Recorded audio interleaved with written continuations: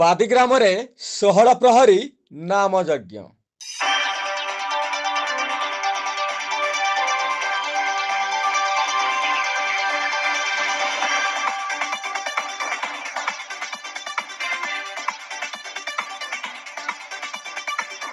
ଖୁବ୍ ଉତ୍ସବ ମୁଖରିତ ହୋଇ ଉଠିଛି ବାଦି ଗ୍ରାମର ଏହି ପବିତ୍ର ମାଟି।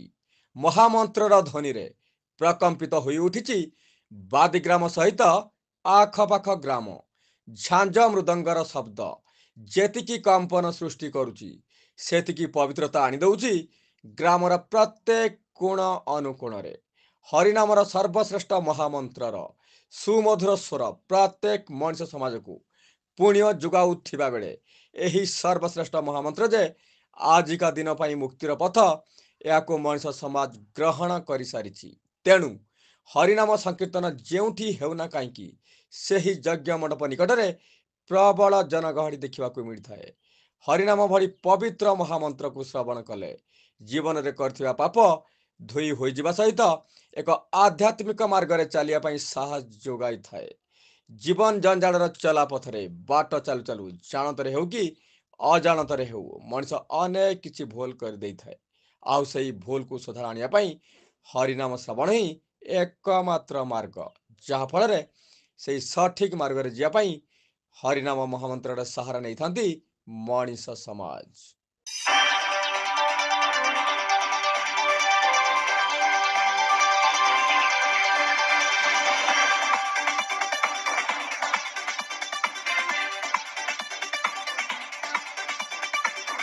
ନୂଆପଡ଼ା ଜିଲ୍ଲା ଖଡ଼ିଆଳ ବ୍ଲକ ଅନ୍ତର୍ଗତ ବାଦି ଗ୍ରାମରେ ବିଶ୍ୱର କଲ୍ୟାଣ ନିମନ୍ତେ ଏବଂ ଗ୍ରାମର ମଙ୍ଗଳ ସକାଶେ ମହା ଆଡ଼ମ୍ବର ସହକାରେ ଅନୁଷ୍ଠିତ ହୋଇଯାଇଛି 16 ପ୍ରହରୀ ନାମଯଜ୍ଞ।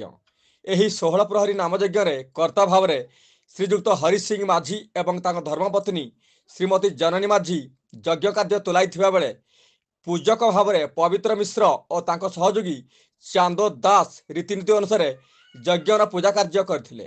ଏହି ନାମଯଜ୍ଞରେ ଯଜ୍ଞକୁ ଉତ୍ସବ ମୁଖରିତ କରିବା ପାଇଁ ବଛା ବଛା 8 ଗୋଟି ସଂକୀର୍ତ୍ତନ ଦଳ ଯୋଗ ଦେଇ ହରେକୃଷ୍ଣ ମହାମନ୍ତ୍ରକୁ ଦିବାରାତ୍ର ପରିବେଷଣ କରିଥିଲେ।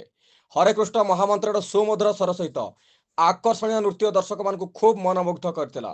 ସଂକୀର୍ତ୍ତନ ଦଳମାନଙ୍କ ଦ୍ୱାରା ଉଚ୍ଚ କୋଟିର ନାମ ସଂକୀର୍ତ୍ତନ ସମସ୍ତଙ୍କୁ ଆକୃଷ୍ଟ କରିବା ସହିତ ମନୋରଞ୍ଜନର ଏକ ଆଧ୍ୟାତ୍ମିକ ଖୋରାକ ଯୋଗାଇ ସମସ୍ତଙ୍କୁ ମହାମନ୍ତ୍ରର ପବିତ୍ର ଡୋରିରେ ବାନ୍ଧି ରଖିବାରେ ସହାୟକ ହୋଇଥିଲା।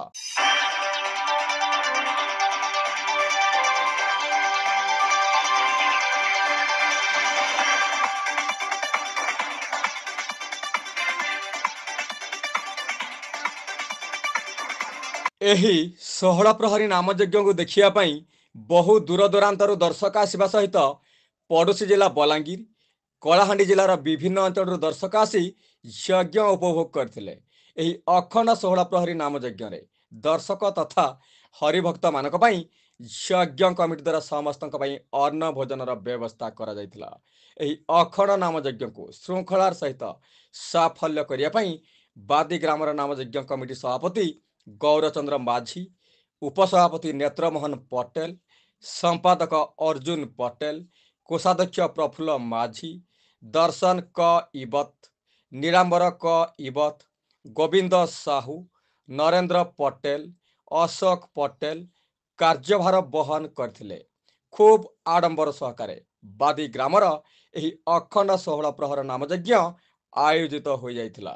ଏହି ନାମଯଜ୍ଞ ବେଳେ ବାଦି ଗ୍ରାମଟି ଉତ୍ସବ ମୁଖରିତ ହୋଇ ଉଠିଥିଲା ବେଳେ ଦିନ ରାତି ଲୋକଙ୍କ ଗହଳି ଗ୍ରାମଟିକୁ ଚହଳ ପକାଇ ଦେଇଥିଲା।